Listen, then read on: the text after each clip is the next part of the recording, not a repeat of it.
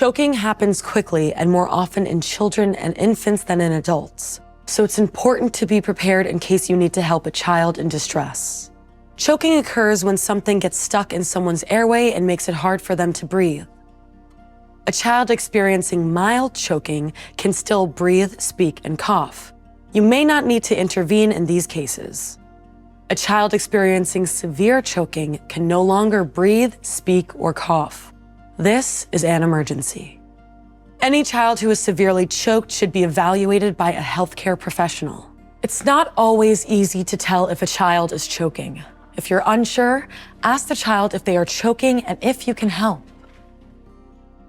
If the child's face becomes discolored, if they're struggling to breathe or make sounds, or if they're grabbing at their throat with their hands, they are severely choking. If someone else is nearby, have them call 911 and get an AED while you help the child. Get into position to provide choking relief right away. To help a child who is choking, position yourself by kneeling behind them. Depending on your size and the size of the child, you may need to stand.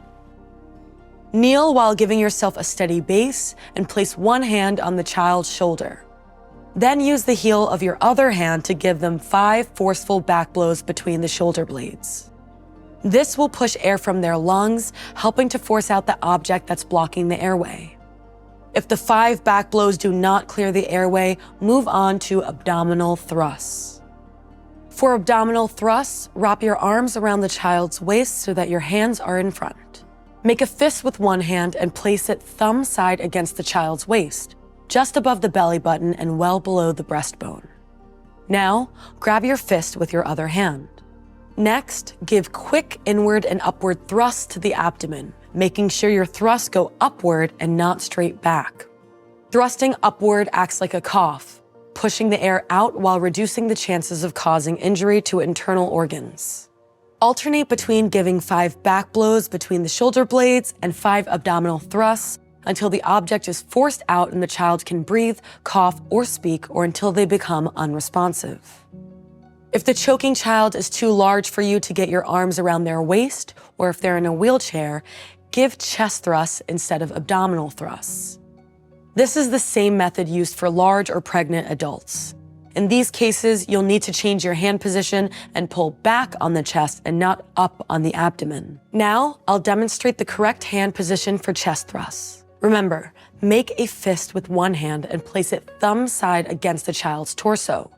Place your arms under their armpits and your hands in the center of their chest on the lower half of the breastbone. Pull straight back to give chest thrusts. If the child becomes unresponsive, carefully slide them to the floor face up by slowly walking backward, supporting their head and neck. Start CPR immediately and use the AED as soon as it's available. Have someone call 911 if they haven't already done so.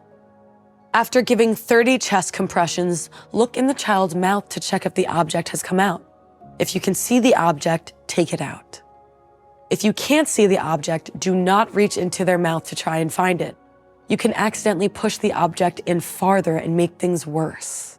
Now that you've checked for the object, give 2 breaths. Continue cycles of giving 30 compressions, checking for the object, and giving 2 breaths until emergency responders arrive or the child starts responding and breathing normally.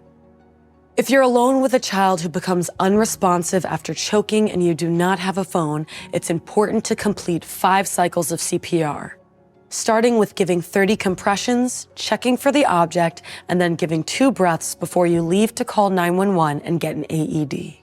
Any child who receives choking relief should be seen by a healthcare professional. Now, you're ready to help a child who is choking.